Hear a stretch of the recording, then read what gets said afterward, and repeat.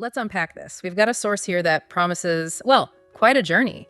A real deep dive into a world packed with pack dynamics, hidden histories, and some seriously messy relationships. Yeah, absolutely. And the source material today, it's a transcript from a YouTube video, and the title is, well, it's something else. It really is. It's called Ult to Get Revenge. I Slept with the Alpha, Beta, and Gamma of My Enemy Pack, which is, quite provocative. Extremely provocative. It's designed to grab your attention, no doubt. Yeah. But as we actually got into the text itself, the story it tells, at least in this part, is much more focused. It zeroes in on a specific, pretty complex narrative arc. Right. It's not really about the revenge or the specific thing suggested in that title. Not in this section, anyway. Exactly. The story we're really diving into centers on this protagonist, Isabelle. She's a rogue, which in this world means she's a wolf shifter living outside the established pack structure. And she finds herself in this really tumultuous, kind of dangerous relationship with James. And James just happens to be the beta, the second in command of a pack that's, well, openly hostile towards rogues like her.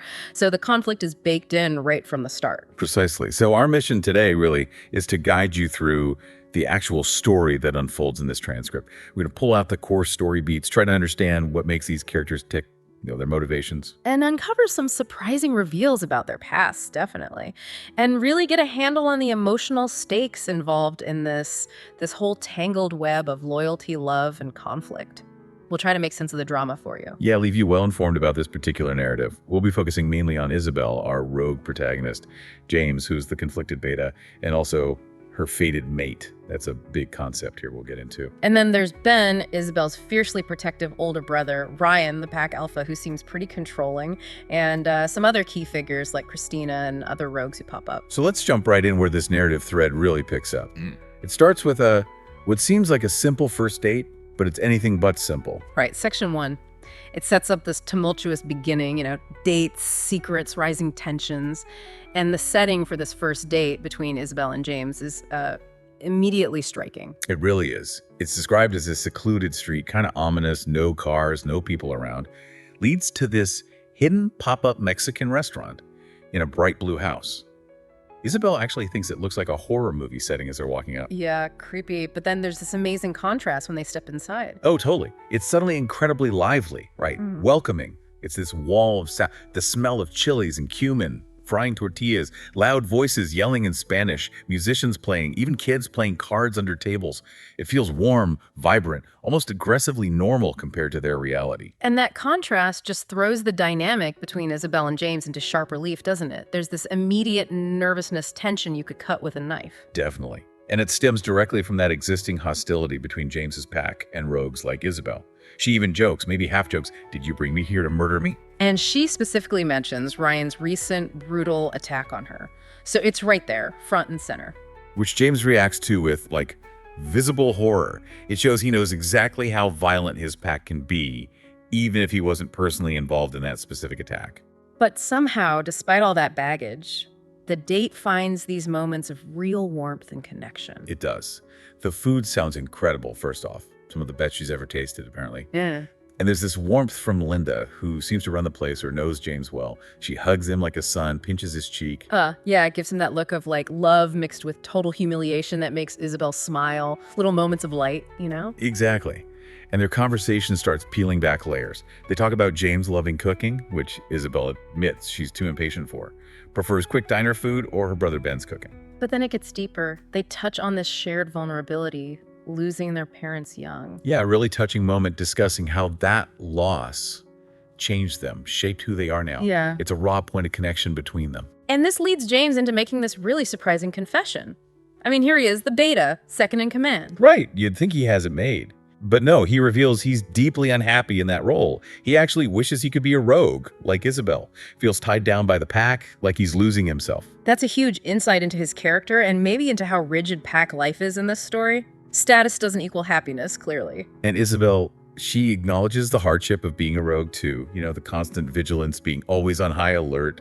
She points out she only has her brother Ben to rely on. And she mentions Ben might be a bit overprotective, which definitely hints at conflicts to come. Then James gives this apology, seems really sincere, calls himself a jackass for how he acted before stalking her at the diner, ghosting her.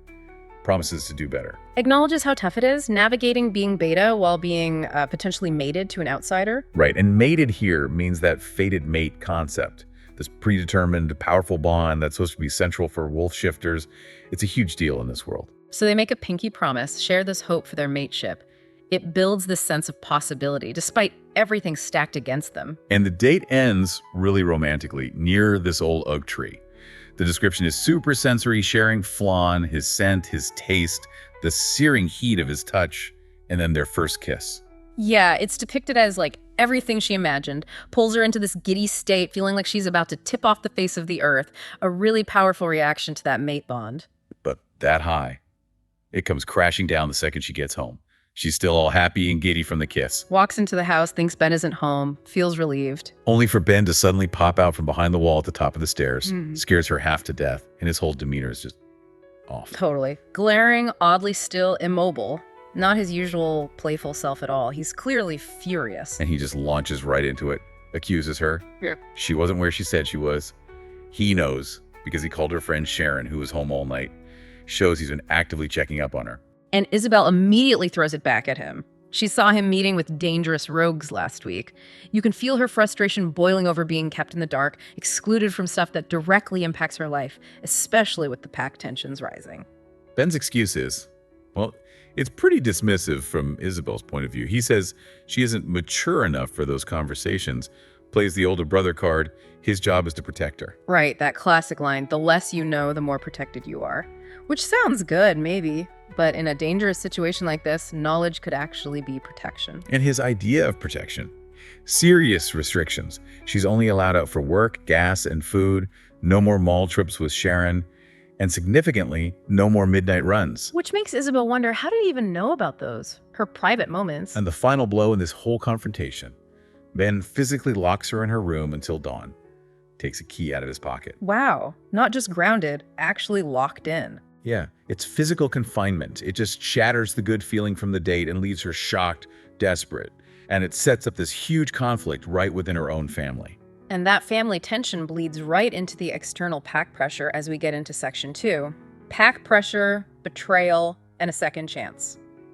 The perspective shifts to James for a bit. He's on patrol. And he is completely distracted.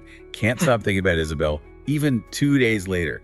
Shows how strong that mate bond pull is. He thinks the patrols are pointless, doesn't see any real threat from rogues. Which contrasts sharply with how scared the rogues themselves are becoming. Exactly. And this is when Christina shows up. James's ex, and importantly, she's Ryan the Alpha's half-sister. Her presence, her scent described as sickeningly sweet vanilla, is immediately contrasted with Isabelle's scent, which James misses. Right. She's been off doing top-secret stuff for Ryan, and James sees her as just another pair of eyes for the pack, keeping tabs. We get a bit of backstory on them. They met when Ryan was recruiting James after his mom died. Christina was basically used as bait to get him to join. Yeah, paints her as potentially manipulative, loyal mainly to her brother. James says he saw through her selfishness and broke it off. And she immediately throws James off by revealing she saw him with the rogue Isabelle the other night. Has that knowing grin that James instantly recognizes means trouble. She knows something dangerous. James panics inside, you can tell, but tries to play it cool on the outside. Denies it, calls her hung up on me, says she left a bad taste in his mouth, tries to make it sound like jealousy talking. But Christina gives him this pointed warning, highlights how rigid Ryan's rule is. Everyone's on high alert. Even the beta isn't safe from punishment. It's a clear threat. James pushes back a little. You're not my alpha, trying to dismiss her authority.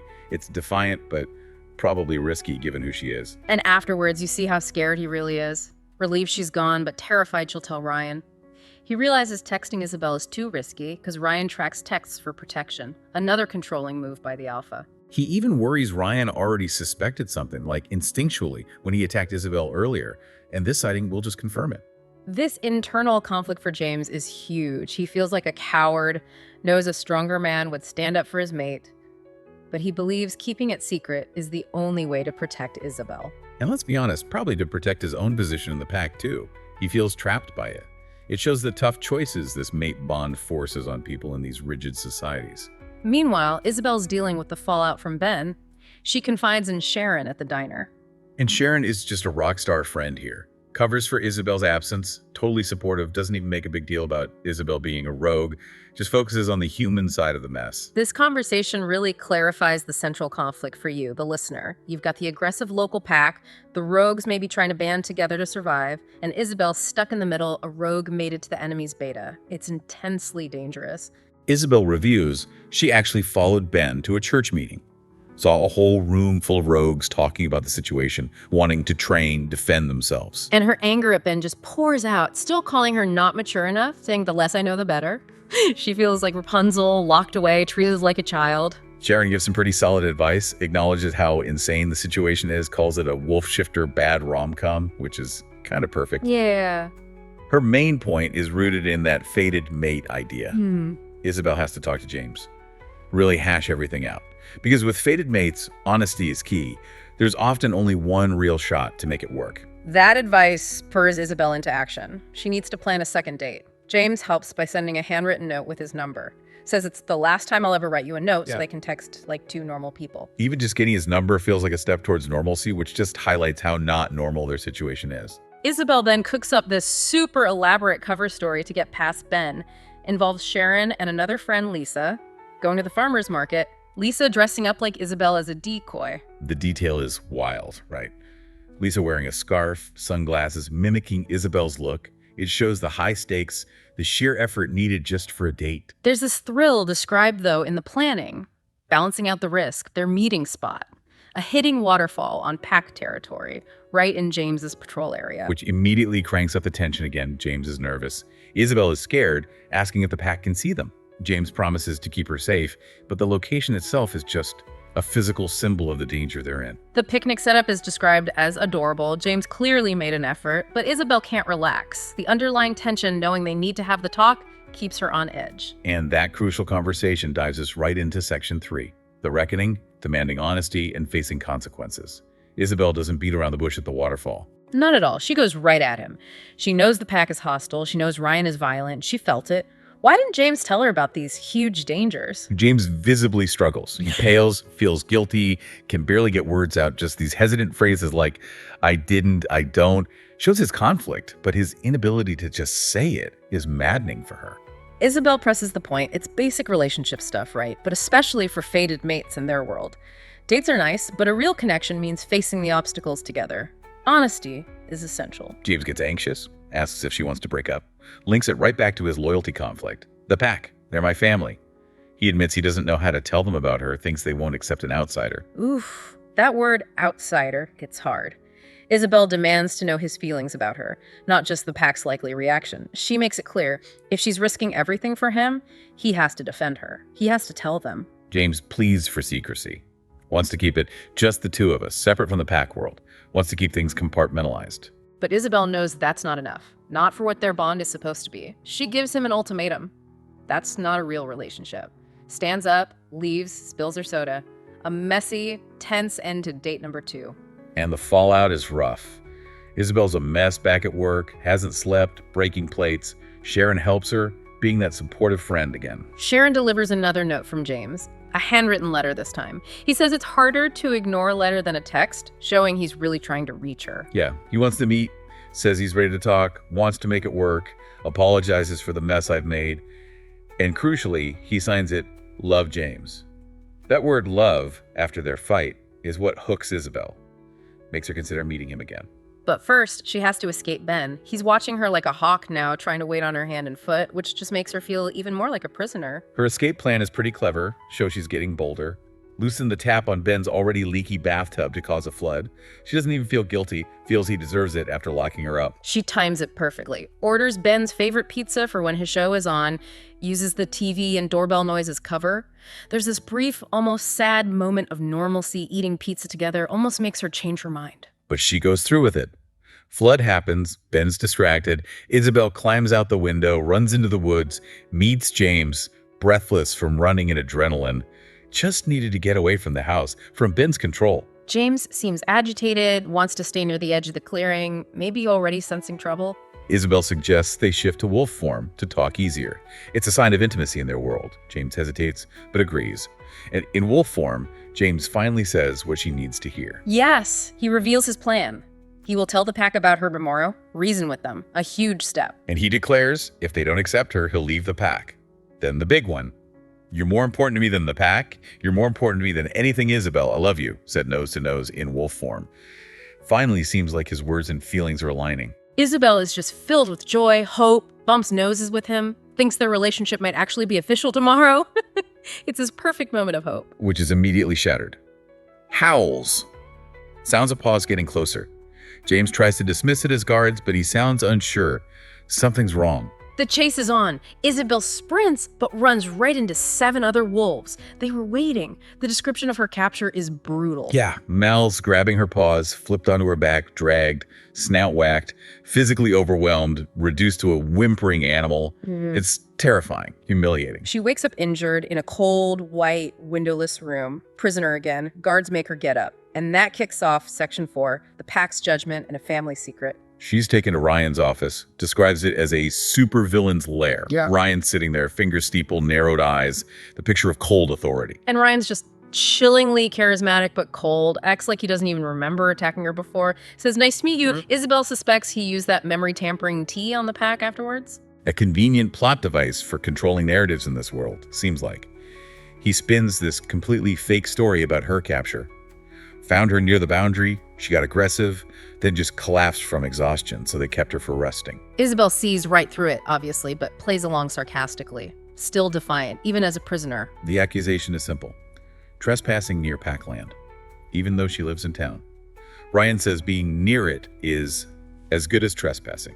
Shows how arbitrary his power is. And this interaction, the mention of the boundary, plants that seed of doubt again about James. Was the picnic spot a setup? Then James arrives. Looks terrible, she notes. His reply to Ryan is curt. Isabelle hopes for rescue, hopes he'll finally stand up. But she sees only resignation, sees him focused on saving themselves, protecting their pack. Her hope just deflates. And James actually participates in the interrogation, firing questions at her. Why were you running so late? Why didn't you stop? Was anyone else with you? The irony is just painful for her. But despite her fury, despite the renewed doubt, she lies. To protect James. Claims she was alone, couldn't sleep, collapsed, guards attacked her unprovoked. It's a painful lie. She hopes he sees her physical wounds as symbolizing the hurt he's caused her through his pack's actions and his silence. Afterwards, still a prisoner, she confronts James directly. Tells him she wishes he wasn't her mate, wishes she never met him. Calls the words flimsy lies, even as she says them, but the hurt is real. Calls him a coward, says he let her down. James responds quietly, acknowledges he hurt her, says he does care, does love her, wants to help, but can't. An admission of powerlessness, or maybe perceived powerlessness. Isabelle doesn't buy it, sees it as cowardice, refusing to face consequences, leaving her holding the bag, concludes he cares more about his pack status than her. As they walk towards her cell, James gives her advice. Bite your tongue, show Ryan she's not a threat. Basically, be compliant. He even defends Ryan, says he really isn't awful. Which Isabelle finds appalling. A new low, making excuses for the guy who imprisoned her. Yet, even hating him in that moment, she notes the lingering physical pull, the spark. Wishes the chemistry would just die. There's this hesitation before he locks the cell door, a tiny flipper of hope he might change his mind. He doesn't. Life in the cell isn't physical torture, but a mental one. Boredom, sameness. She thinks constantly about James, trapped in this love-hate cycle. Exercises to cope, but he's always on her mind. James brings her food, says he pulled some strings, a small act of care within the system, sits with her, tries to downplay it, not torture, not stuck in a horrible place. Isabelle slams back. He's not the one locked up. She's trapped, terrified, her freedom gone, feels like she's going crazy. James looks uncomfortable, finally says he's sorry. But Isabelle challenges that sorry. Since he's actively choosing not to speak up, not to change things, is he really sorry? Actions speak louder, right? James gets frustrated, falls back on, it's just not that easy. Says standing up means admitting lies, losing his beta status, losing everything. And Isabelle hits him with the core question. Everything except me. Shouldn't she be enough? It cuts right to whether their bond is truly his top priority. James admits he doesn't want to lose her, loves her, would act if her life was in danger. But since it's not, right now, he needs time, needs to figure things out, see what Ryan will do. He's calculating, prioritizing his status over immediate commitment. Isabelle's conclusion is stark. If she's just a prisoner whose life isn't immediately threatened, he won't risk his position for her. James repeats, it's complicated, insists he cares more than anything, but Isabelle refutes it, says he doesn't care more than his beta status. It hurts him, but his actions prove it's true. This painful stalemate is broken in Section 5. Family history revealed and a strategic alliance. Ryan announces a visitor. Isabelle's surprised, hopes it's Ben or Sharon. Led back to Ryan's office, the visitor is Ben, but he's weirdly calm, almost smiling. Acts like she's just in trouble again. Getting yourself in trouble again, I see. It hurts Isabelle deeply. Feels like he's blaming her, hiding his real concern behind annoyance. Isabelle pushes back, fueled by her own experience of being kept in the dark. Points out he's been sneaking out too. Turns the tables. Ryan's watching this family spat, looks quizzical. Confirms he and Ben have been discussing something secret. Isabelle's outraged everyone she cares about seems aligned with Ryan, her captor. Then Ryan drops the first bombshell. He knows Isabelle's lying about being alone because he knows her brother. And crucially, he knew your parents too. This hits Isabelle hard, brings her to tears, taps into that deep grief. And the real shocker, Isabelle and Ben's parents were part of this pack. Ben and Isabelle were too, until the family left when they were young. Complete shock for Isabelle. Looks to Ben, sees his guilty face. Can't believe she doesn't remember this fundamental piece of her own history. James looks surprised too. Seems to gain a new appreciation for Isabelle's background. He didn't remember them either. Ryan just brushes it off, says they were young, memories fade. Ryan explains he stayed in touch with Ben over the years to make sure Ben plays by the rules, prevents situations like this rogue getting too close. Claims he doesn't like keeping her prisoner because she was pack, but rules are rules she trespassed. Frames his surveillance of Ben as basically keeping order. Isabelle, still reeling from the pack history part, confronts Ben again. Why didn't you tell me? It's my history, I deserve to know about it. Ben just dismisses it again. That's in the past, it doesn't matter now. Clearly wants to avoid that conversation. Ryan cuts them off. Insists the present issue trespassing dangerous rogues is the priority, since he doesn't know what to do with her yet. Her fate is still up in the air. Then Ben steps up, switches from annoyed brother to protective advocate, asks Ryan to let him handle it, plays on their shared past, their brotherhood, vouches for Isabelle and himself. Yeah, they're rogues, but not dangerous. Just want peace after whatever happened to their parents. Build a quiet life, won't harm anyone. And Ben shows this vulnerability, pleading, "Don't blame us for what our parents did. We aren't them." That comment about their parents quenches Isabelle's ear again, more mystery there. But she sees his real worry for her now under the frustration. Ryan seems swayed, maybe by Ben's plea, maybe their shared history, agrees to let Isabelle go. With Ben, seems like a win, but Big conditions, and a serious threat. Isabelle must not be seen on their territory again, must not talk to anyone in the pack. If she breaks these rules, the consequences will be way harsher. Next time you will have to pay, Ryan warns, you will regret it. It's a conditional release, not forgiveness. Ben promises she'll stick to the rules. Isabelle looks straight at James, heartbroken, waiting. Will he say something? Object to this forced separation. He knows this means they're done. He says nothing. So Isabelle just says, agrees. Despite the heartbreak, despite James's silence, she notes James's body stiffens. He knows. He maybe cares. But still not enough to speak up. The ride home is completely silent. So different from their usual dynamic, or her giddy return from the first date. Everything's changed between them, marked by secrets revealed and James's continued silence. Which leads right into Section 6. Fallout, full truth, and a brother's sacrifice. Back home, the conflict with Ben erupts immediately. He blames her straight away. Her fault for getting close to their territory, getting caught. Isabelle argues back. It wasn't against the rules to be near it. The pack overreacted. It wasn't her fault. It was their aggression. Ben insists, no, it is her fault. She should known better, given their history, the tensions. Isabelle deflects, brings up their pack past again. Why didn't you tell me? What happened to mom and dad? Ben shuts it down again. Past is past. Doesn't matter. Then Ben turns it back on her, asks where she's been sneaking out to at night, confirms he knows she's been breaking his rules. Isabelle flares up. He's questioning her while hiding huge truths. Asks about his meetings with those dangerous rogues. Is he trying to get into trouble? It leads to this really painful moment. Ben admits he has to watch her. It's the only way I learn anything from you anymore. Feels like he doesn't know her. Isabelle feels exactly the same about him. They realize they feel like strangers, even though they're all each other has.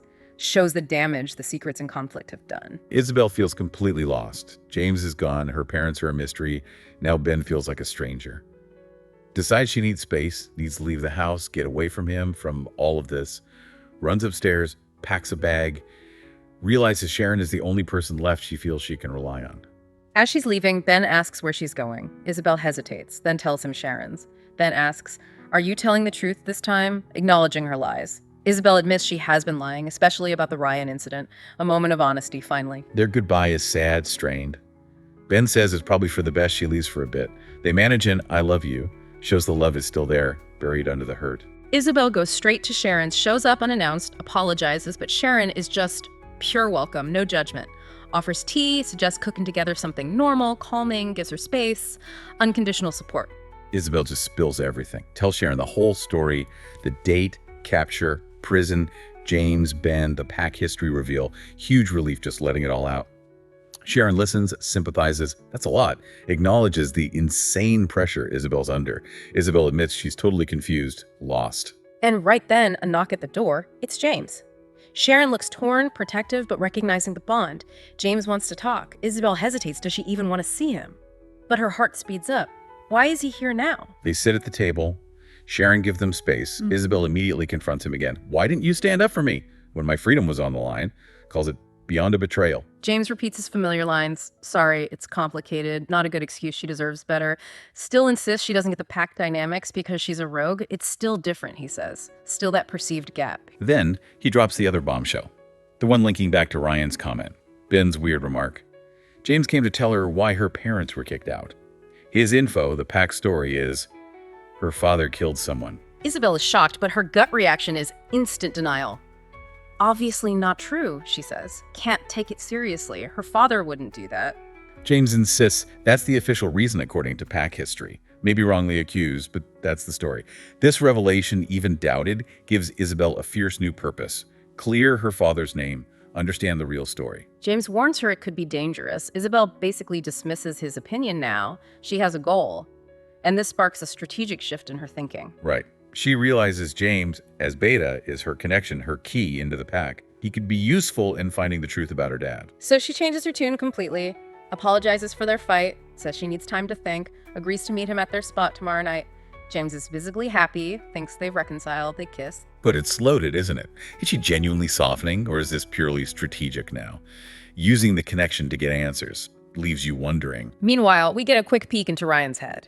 He knew Isabelle was lying when she left with Ben, smelled James on her. Alphas have those enhanced senses. He's been watching her at the diner, confirms his suspicion smelling James's scent again. He confronts her right there at the diner, requests her as his waitress total power move, tells her straight up, "I smell James on you, you broke the deal." He knows about James too, but needs his beta, so Isabelle is the target. His demands are blunt. Stop lying. Stay away from James' pack territory, pack members. Warns of greater consequences for both her and Ben if she doesn't comply. Says he'll do what I need to do to protect my pack. All calm on the surface, but simmering with primal anger. Chilling. Section 7. Defiance, a true story, and escaping the hunt. Ryan's warning hits home for Isabelle. She knows he's serious, knows he knows about them, hates it. Meeting James again, especially after the threat involving Ben, is incredibly stupid, dangerous. She knows she'll pay the highest price. And yet, despite the danger, she gets ready for the meeting with this strange kind of defiance. Takes extra time, picks a dress, does her hair, makeup, feels drawn to him like fate. Maybe reclaiming agency, maybe just accepting the pull. Sharon sees her getting ready, asks if she's really going after Ryan's threat, shakes her head, disapproving but still supportive. Tells her she looks great, pleads with her to be safe, shows she really cares. Isabelle's motivation is tangled. Despite everything, he is my mate. That pull. She agreed to meet him. And critically, does he know more about her parents? Her belief her father isn't a murderer drives her. She needs answers. She goes to their spot, the waterfall, waits, leaves swirl, worry creeps in. Is he coming? Did Ryan stop him? The cold air makes her more afraid. But someone else shows up. Ben, surprise. He followed her, knew she was meeting James, says he needs to talk. Something's weighing on him. Ben decides right there it's time. Time to tell her the real awful truth about mom and dad. Admits it's terrible, he'd rather forget, but she deserves to know. Should have told her sooner. Hopes this makes up for it. He can see the fear on his face. They sit on a log, a moment of connection, like brother and sister again before the storm. Ben tells the story. He confirms the pack's version partly. Dad was kicked out for killing someone. Isabelle still protests. Dad wouldn't do that, though. Ben explains the missing piece. Dad only did it to protect Mom. A pack member hurt her. In the worst ways imaginable, Dad went wild with fury, protective instinct taking over, attacked and killed the other wolf. Isabelle gets it now, it makes more sense, but it's still horrible. The consequence of the old alpha was swift and brutal. Killed Dad, kicked the whole family out. Mom died later, broken heart. Lost her mate, couldn't recover. And Ben reveals the crushing weight he carried, left to raise Isabelle alone, leaving me to raise you, Belle. why he hid it, to shield her from that darkness, give her a normal life. Isabelle affirms he did great, can't imagine how hard it was. This incredibly raw, emotional moment, shattered by a chilling howl. Isabelle knows it instantly from her capture. It's them, she panics. It's their pack. Did James set her up? Did meeting him lead them right here? Ben's voice hitches, scanning the trees. Howl's getting closer. Fast. Ben orders her, hide. He'll distract them. Protective instinct on overdrive. Isabelle protests it's her fault. She can't let him. Ben insists. She must listen. He's faster, stronger, her big brother. Done so much to protect her. Don't let it be for nothing. Remembering his confession, she understands. She hides. Finds a small cave-like spot among rocks. Terror floods her. Can't run. Fights instinct to scream, fight. Stay still, quiet. Knows Ben has the dangerous job. Footsteps nearby. It's James. Alone. Isabelle knows he can sense her. Impossible to hide from a mate. Expects betrayal. Expects him to turn her in. James stops right in front of her hiding spot. Pauses. Looks over. Makes eye contact. Whispers, I'm sorry for everything. Isabelle senses his true regret. Feels he's sorry, but still believes he'll choose the pack. Howls are super close now. Pack's almost there. Isabelle braces. James commands, stay put. Makes capture easier for them, she thinks bitterly. Ryan arrives. Asks James, did you find her? The moment of truth. James lies. No, he says. Searched. She's not here. Isabelle's reaction is huge. Love crushes her doubt. In that split second, she sees his choice. She's grateful, ironically, that his past sketchiness gives Ryan reason to believe him now. Ryan accepts his word, doesn't question it. Ryan says it'll be harder now because her brother caused a diversion. Acknowledges Ben's determination to protect her. Chillingly adds they'll let him pay the consequences for both of them. James asks, does that mean you caught him? Isabelle holds her breath, terrified for Ben. Ryan confirms, we did. They have the rogue. Taking him back to the pack, gonna put him to good use. Sinister. Still suspects Isabelle was there, but Ben insisted he was alone. Ben's sacrifice. James quickly suggests maybe Ben was alone. Maybe creating diversions is just his thing. Maybe Isabelle was just running after him, deflecting blame from her. Isabelle hates him making Ben sound guilty, but sees he's protecting her. Yeah. More worried for Ben, frustrated at both of them trying to shield her when she feels responsible. Ryan doesn't trust either. Thinks interrogation will work. They'll keep an eye out for Isabelle, but aren't sure they'll find her now. Tells the others, great job catching that rogue, and they leave. With Ben. Isabelle's left alone. Hidden. Panicked about Ben. Knows Ryan's intentions are bad. Stays hidden longer, but knows she has to save him. Better chance if she's free. Starts trying to figure out what to say, do. Remembers Ben's plea worked for her. Maybe. This desperation leads us to the final section, section 8. The line in the sand, love, loyalty, and an ultimatum. Isabelle gets home, pacing, sick with worry. Ryan's warning about harsher punishment echoing. Ben's facing that now. Knock at the door. Desperate hope. Man. Released. Ready to apologize. But it's James. Disappointed, but lets him in. He's part of the pack holding Ben. Needs to talk to him, find out how to free Ben. Immediately asks, how's Ben? Thanks him for the lie at the waterfall. James says, I would never tell them. Claims he only acts that way for the pack, wouldn't sell her out. Says Ben's holding up. Strong. But Ryan is tense, on high alert. Isabelle fears Ryan's hurting him. James says, not right now. Ben's locked up while Ryan decides. Admits he's worried about the verdict. Then James drops the absolute worst news. Ryan is considering executing Ben. To make an example. Deter other rogues. Isabelle whispers, no. Disbelief. Calls it an overreaction. Demands James stop making excuses for Ryan's cruelty. Her fear ignites into fury. Fierce. Tears falling. You have to fix it. You have to do something. Reminds him he's beta. There must be something. Gives him the threat. If Ben dies and James didn't try, she'll never forgive him. Realizes she'll hate herself more if she doesn't push him now. Her final argument hits hard. It's their fault. His pack's Ben is in this mess. So they, meaning James, have to save him. They have to fix it. You can see the war in James's mind. But faced with her raw desperation, the reality of Ben's potential execution, he decides, okay, he says, you're right. Confirms he came because they have to fix this. I know how we're going to do it. We will save Ben. A real commitment, finally. He tells her, just come with me. Needs total trust, no time for questions, still figuring out the words. It's a huge risk. Isabelle, desperate to save Ben, seeing James finally step up, agrees instantly. More than willing to risk it. They run into the woods, shift to wolf form. James needs to run, clear his head, commit. Feel like the biggest step he's ever taken. Time to make the right choice. They reach pack territory. Isabelle hesitates, terrified. Remembers the capture, Ryan's threats. James nudges her, reminds her, gotta go in to save Ben. Muzzles her, I'm here with you. But Isabelle still feels that doubt. Looks at him, remembers the betrayals. still feels alone despite him being there, knows his past actions caused that feeling. Trust isn't fully rebuilt yet. They shift back to human form near the pack buildings. James takes her hand, holds it, right out in the open where others can see. Isabel's surprised. What are you doing? Will this make Ryan angrier? James is resolute. I'm showing everyone myself. Tired of hiding, pretending. He will stand up for her, for Ben. Publicly. Notes her skepticism. Knows he has to earn her trust with actions now. They walk towards Ryan's office, holding hands. Isabelle asks again, should they be doing this? James insists, trust me, this is me doing something, taking a stand, now. They enter Ryan's office. He's sitting there brooding, eyes widen, sees them, holding hands, open defiance. Ryan demands, what is she doing here? Why is James holding hands with a rogue, breaking his direct orders? James doesn't explain, doesn't defend, just delivers the simple, powerful truth. We're mates. Whatever speech he planned is gone. Just the raw truth. He has to stand up. Ryan explodes. Impossible. Delusional. She's a rogue. He can't be mates with her. Red with anger. His control snapping. James insists they are mates. Explains maybe it's strange given their backgrounds, the history, but their souls, their hearts are connected. He loves her deeply. Publicly claiming the bond, his feelings. Then he confesses. Admits he lied about where he was, about being seen with a rogue. Admits he is why Isabelle was on their territory, asked her to meet him. Takes all my responsibility for everything that happened. Ryan is stunned, stiffens, eyes wide, lips pursed, cannot believe his beta lied to him this whole time. James explains why he lied. Battling shame. Lied to protect his status, be a good beta. But he can't keep lying.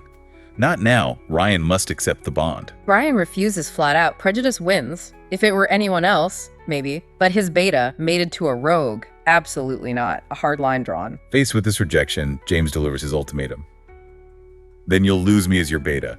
Says it's one of the hardest things he's ever said, giving up his position, but it feels right. Loyal to Isabelle, loyal to his heart. Finally. The final demand is clear. If Ryan doesn't release Ben and let Isabelle and James be together in peace, free from threats, James walks, leaves the pack. Isabelle is my mate, he says firmly. I'll have no other choice. And boom, that's where this part of the story leaves us, right on the edge of that choice. Wow, okay. Let's take a breath. That was an incredibly intense ride through this narrative arc, wasn't it? Unpacking this really complex web of loyalty, pack versus mate, brother versus sister, group versus individual connection, and always that heavy weight of hidden history and family secrets looming over everything. Absolutely. We saw that fated mate bond, this supposedly unbreakable connection, put under just immense pressure, external dangers from the pack, internal conflicts within James, within Isabelle's own family. We saw Ben's fierce protectiveness, didn't we?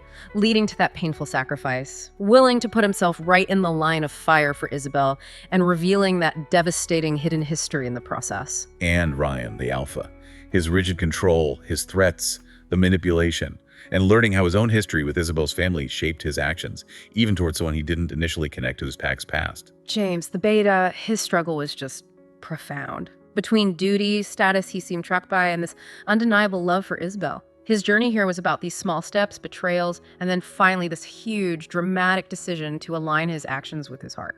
And Isabelle navigated it all. Confusion, deep betrayal from the two men closest to her, imprisonment, fear. But ultimately, she found this strength, didn't she? Demanding truth, demanding action, even using what she learned strategically to chase down her family's story. It all builds to that massive cliffhanger, James laying it all on the line, forcing Ryan's hand, lose your beta, or accept this forbidden bond with a rogue tied to a painful past. And Ben's life literally hangs in the balance. You know, even with all the supernatural stuff, the shifters, packs, fated mates, the core struggles feel really universal. Balancing what you want personally, who you love, against these huge external pressures, expectations from your family, your society. Totally. It makes you think, what does loyalty truly mean? Is it just blindly following the group? Or is it standing up for the people you love, even if they're considered outsiders? When do you have to break the rules, defy authority for the people you care about? Exactly. And maybe a provocative thought to leave you with. Think about the different kinds of loyalty and love we saw here. Ryan's fierce, almost absolute pack loyalty. Ben's incredibly deep brotherly love and sacrifice. And then James and Isabelle's powerful, but seriously challenged, fated mate bond. Are some inherently stronger or more important than others in this world? That's a great question. And how do those hidden truths, those past traumas, like what happened to Isabelle's parents, keep echoing, keep shaping the present, forcing these seemingly impossible choices, even on people like Isabelle, who didn't even know the full story until now? Lots to mull over there as you process this deep dive.